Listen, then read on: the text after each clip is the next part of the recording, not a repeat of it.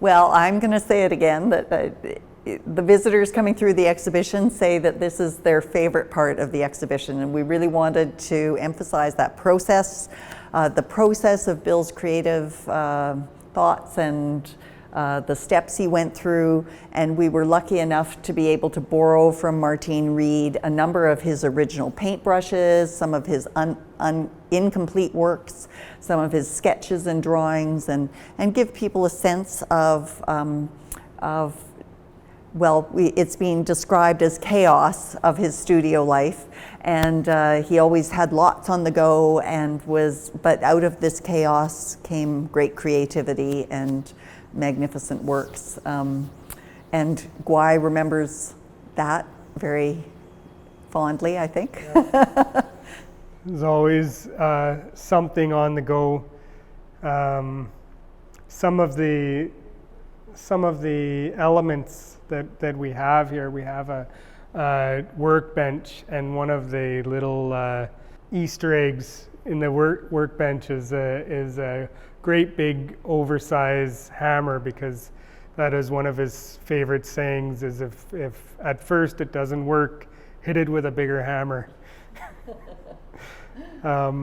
Inside of these cabinets is a jumble of things, so it really invites somebody to look closer, though without a key you might not know what everything is.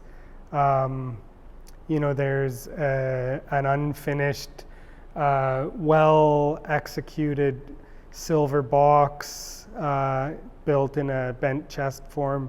There's some rubber molds that show an ingenious way that he had of both parting the mold and easily sizing his rings.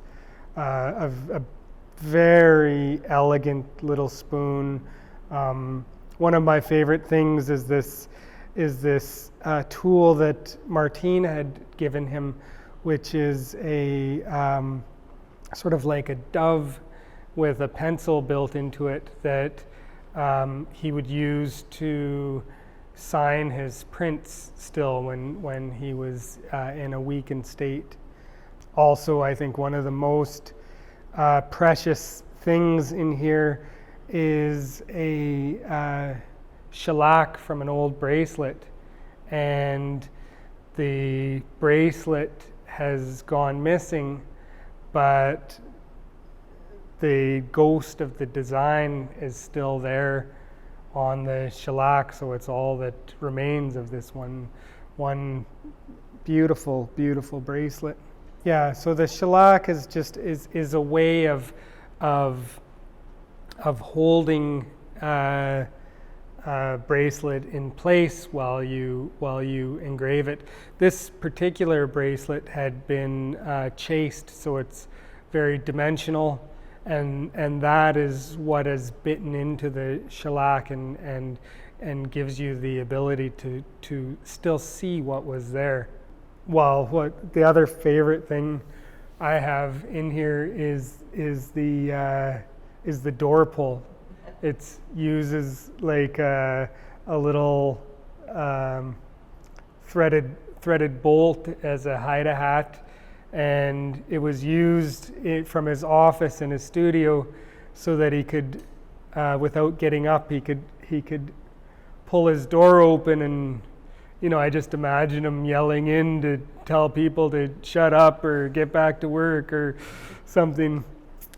One of the other pieces that we were able to acquire for the show is the toilet door from his studio, and it's got a relic from a bygone time that says native toilet that he stapled up on there, and I guess that's... And he's made it into a found object art piece by signing it. He signed the back, and he's got a funny little poem on it, and it just to me it just speaks about the sort of sense of spirit in his workshop and the people working there, and kind of poking fun about who he was and what his studio was all about.